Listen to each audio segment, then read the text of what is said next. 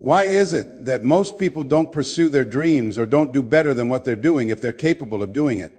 I think that many of us don't go the next step because we don't know what to do yet. And I say that the reason we don't even explore the possibility of what to do is because subconsciously we don't believe that it can happen for us, and we don't believe that we deserve it.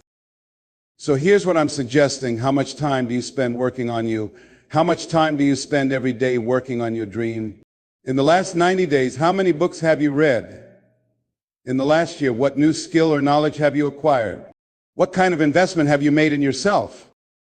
As you begin to look at where you want to go, if you want to make it today, and things are changing so fast you have to literally run to stand still. I'm saying that you've got to make a conscious effort to begin to work to develop yourself. Here's something else. Most people are not living their dreams because of fear. Ladies and gentlemen, I was in Columbus, Ohio, yesterday speaking for a particular Ohio department. A young lady named Corinne, who greeted me and organized the event, was very talented and skillful. She was talking about wanting to become involved in the consulting business. I asked her, why aren't you doing it? I said, you have the abilities. You're not here because they like you. You're here because you're doing the job. You're making things happen. She came up with all kinds of reasons, but finally she said, I guess I can't see myself doing it. I guess I'm afraid. Fear, limited vision, and lack of self-esteem are what keep most people doing things they don't want to do. I flew from Columbus, Ohio to Denver, Colorado to a major communications company. The person who picked me up at the airport told me about the fact that the company was planning a major downsizing. They offered some of the employees early retirement, and some of them would earn as much as $300,000. They said, this is the last time you can take this offer. If you don't, when we have the downsizing, you might be among those who will lose their jobs, and all you will get is your severance pay. Yet only 50% of the people eligible to take the $300,000 took it. The others were afraid to take a chance on themselves. The others couldn't see themselves beyond that company. They couldn't see life after that company. It's the same reason people stay in relationships where they're abused, unhappy, or unfulfilled. They can't see themselves beyond that relationship. They can't see themselves enjoying life without that person. They think, this is all I can do. The same reason people get stuck at a certain level in life, they can't see things being better for them. They think, this is it. This is all I deserve. This is all I've ever seen. It's been passed on to me. And this is it for me. Oh no. I was reflecting on what Dr. Smiley Blanton, a colleague of Dr. Norman Vincent Peale, said about fear. He said, fear is the most subtle and destructive of all human diseases. Ladies and gentlemen, fear kills dreams. Fear kills hope. Fear puts people in the hospital. Fear can age you. Fear, ladies and gentlemen, can hold you back from doing something that you know within yourself you're capable of doing. But it will paralyze you, and it seems like you're in a hypnotic spell. I ask you a question. What is the benefit? What's the benefit of allowing fear to hold you back? What's the benefit of giving up on yourself, of not stepping out on life and taking it on? What is the benefit for you? What's the plus in that? These are the questions I had to ask myself. I didn't want to make any mistakes. I wanted everybody to like me. I wanted to be perfect the first time I did something. It's not going to happen. You're going to make some mistakes. You're going to hurt some folks' feelings.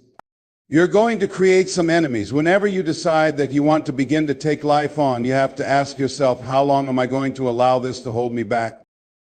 I like what Zig Ziglar says, fear is false evidence appearing real. That is an illusion we create in our minds. It is a state of mind that can be changed. So let's look at how we can begin to take some steps to restructure that fear, to expand our visions of ourselves, to increase our self-esteem. Webster says that self-esteem means confidence and satisfaction in oneself. Look at your life right now. Whatever you've done up to this point in time, your life is working. Whatever you have produced, it came out of you as a result of the kind of person you have become, as a result of your choices, as a result of your consciousness. Now you have to ask yourself, are you satisfied with what you have produced? Is this what you want? Would you like for things to be better than this? Do you believe that you deserve better than this? Are you content? Is this it? You don't have to do anything else. You've already resigned yourself in life. You say, well, I'm happy. Are you allowing yourself to get off the hook like that? Or do you believe somewhere in the back of your mind or in your heart that there is some other great work for you to do? There's something else that life has for you.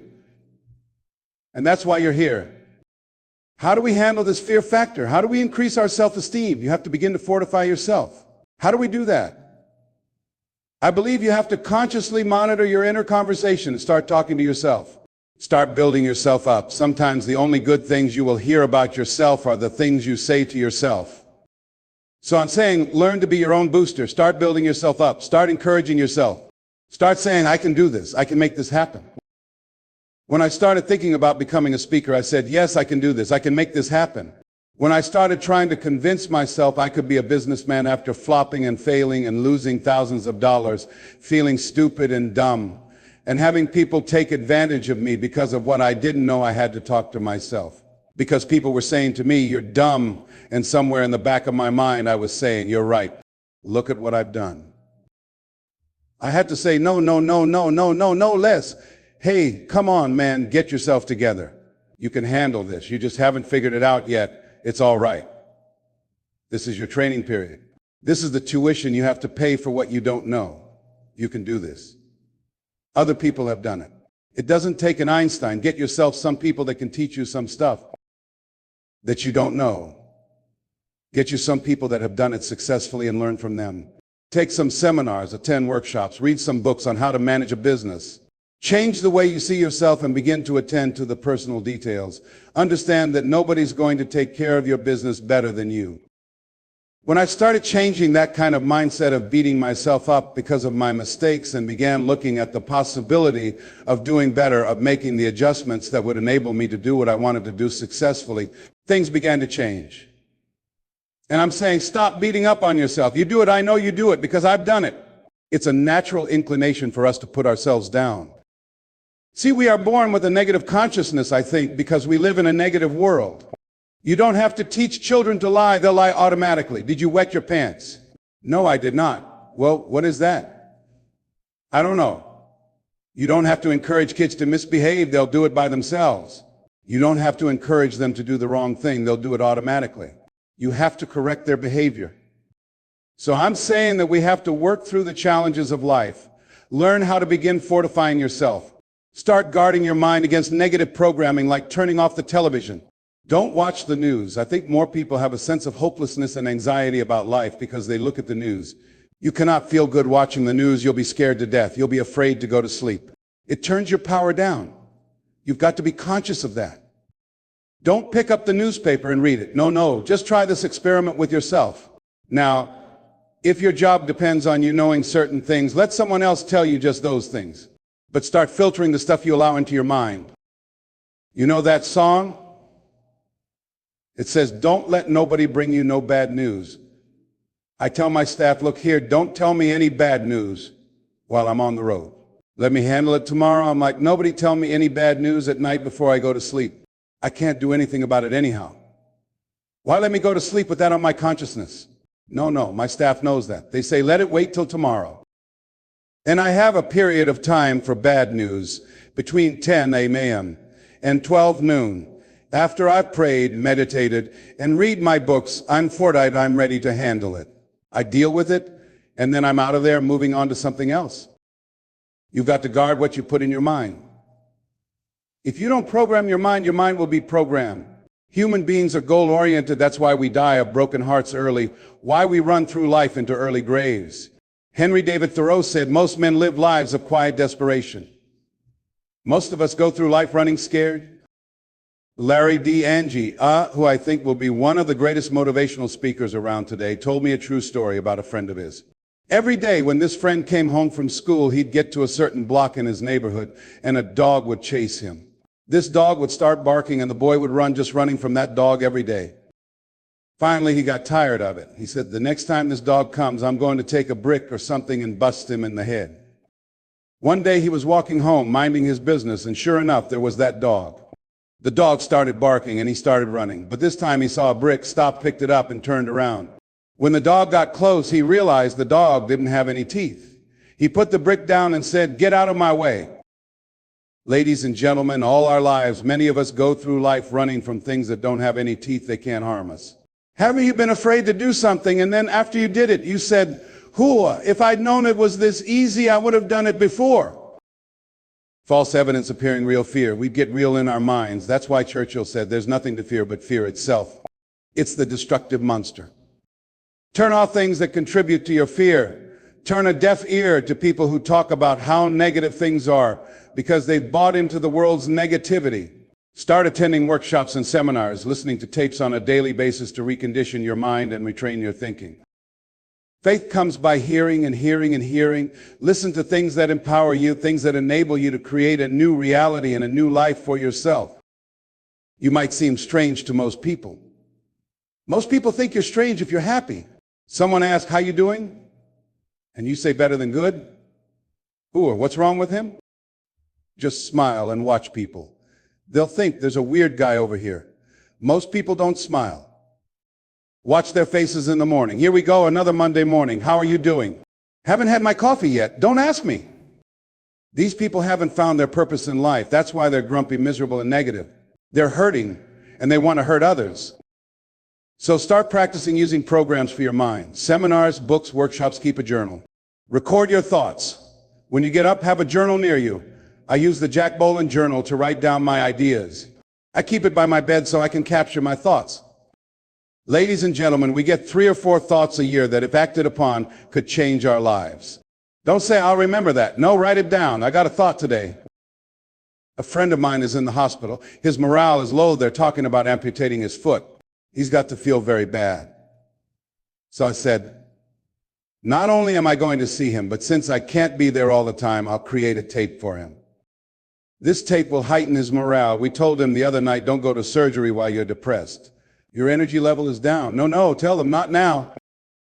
Most doctors with awareness don't perform surgery on patients in a state of fear. They wait until their mindset is better. So I thought, why not make tapes for people? People facing physical challenges, I said, that's a good idea. See, there are ideas that can come to you out of things that appear to be negative. I have a friend in Chicago. I just met him. He's 23 years old. This guy went financially bankrupt 2 years ago and ruined his credit. Guess what he decided to do? He found a blessing in it. He wanted to restore his credit. It was very challenging, very difficult. And he realized that a lot of other people, especially during these times, had also ruined their credit.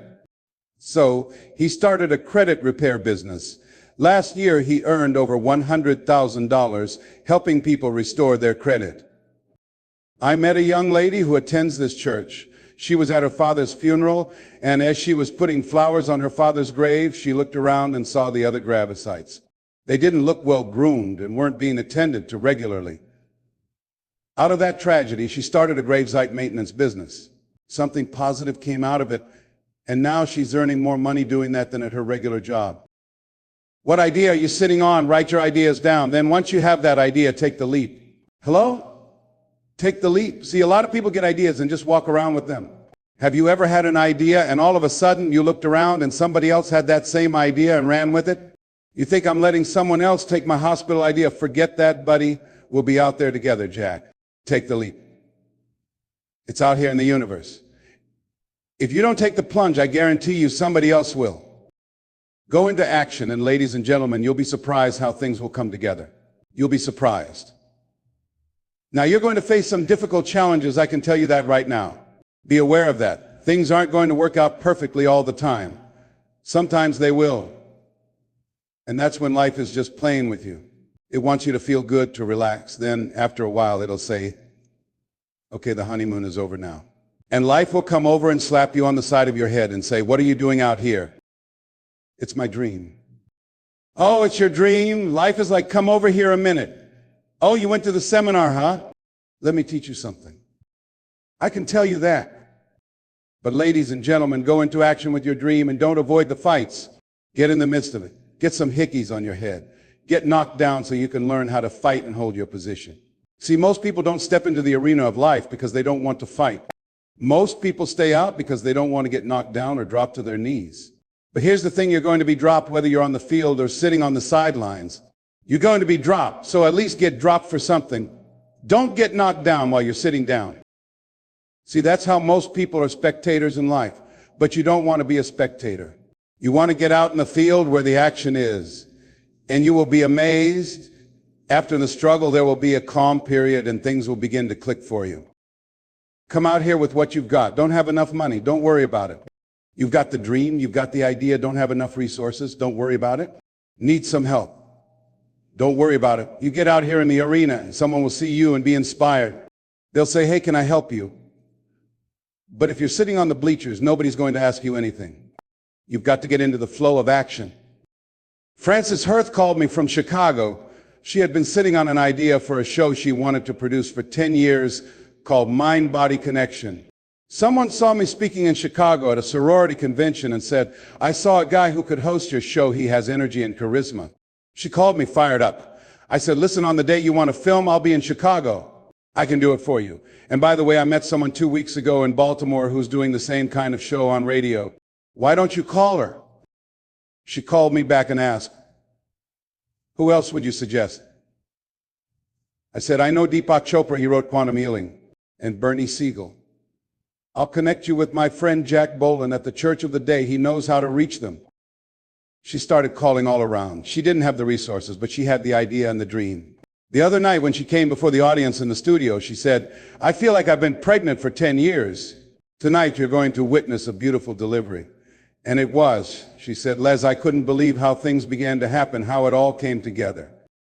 When you want something out of life, you've got to be willing to go into action. Don't wait for things to be just right. Don't wait for perfection. Don't wait for the ideal situation. It will never be ideal. There will always be a reason. Well, as soon as the children grow up, as soon as I pay my bills, as soon as I get my divorce, as soon as I get enough money together, do what you can where you are with what you have and never be satisfied. A lot of people never take a chance in life. They don't want to take risks. They want the situation to be ideal. But see, that's not walking by faith, that's walking by sight.